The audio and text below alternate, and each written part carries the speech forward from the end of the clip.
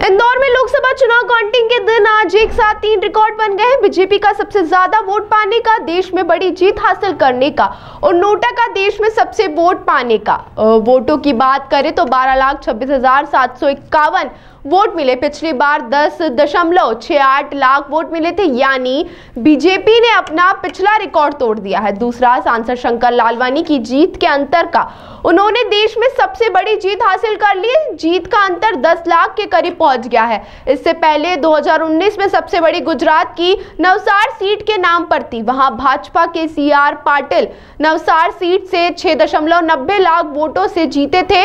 लालवानी ने आज यह रिकॉर्ड भी तोड़ दिया है। तीसरा नोटा है, जिससे पहली बार देश में 2,18,000 से ज्यादा वोट मिल गए। यह और बढ़ सकते हैं।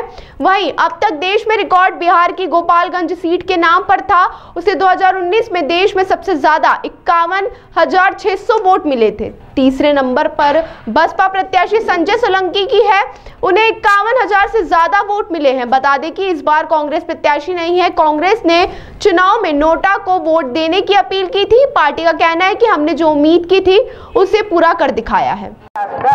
और नोटा 1,90,61 तो राउंड 14 की समाप्ति के पश्चात 8 विधानसभा क्षेत्र ये जीत माननीय प्रधानमंत्री जी की नीति की जीत है। यह जीत भारतीय जनता पार्टी के शीर्ष नेतृत्व के मार्गदर्शन में जो हमारे पार्टी के कार्यकर्ताओं ने मेहनत की उसकी जीत है। यह जीत इंदौर की जनता की जीत है और ये जीत मोदी जी को समर्पित है। अच्छा, इतना बड़ा रिकॉर्ड बनेगा कि आपको उम्मीद थी शंकर जी? देखिए, जिस प्रकार से हमारी भारतीय जनता पार्टी के संगठन ने और भारतीय जनता पार्टी की सरकार ने जो काम किए हैं, और आप अगर देखेंगे तो लगभग पिछली बार भी इतने ही वोट पड़े थे, 15 लाख कुछ हज़ार, और लगभग इस बार भी वोट उतने ही पड़े हैं। लेकिन अगर हम देखें तो भारतीय जनता पार्टी को जो पिछली बार वोट मिले थे उससे ज़्यादा भारतीय जनता पार्टी को वोट मिले हैं।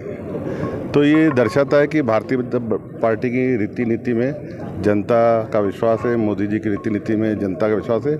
और इंदौर में जनता ने मन बना लिया था कि हम मोदी जी के साथ हैं और मोदी जी को बड़ी जीत देंगे। शंकर भैया, 2 रिकॉर्ड इंदौर में एक साथ बने, एक आपकी जीत का रिकॉर्ड बना और एक नोटा को लेकर भी। कांग्रेस नकारात्मक भूमिका में थी और कांग्रेस ने जिसका प्रचार किया था, पिछली बार जितने कांग्रेस को वोट मिले थे उसके प्रचार के बाद भी कांग्रेस आधे से ज़्यादा कम वोट पा पाई।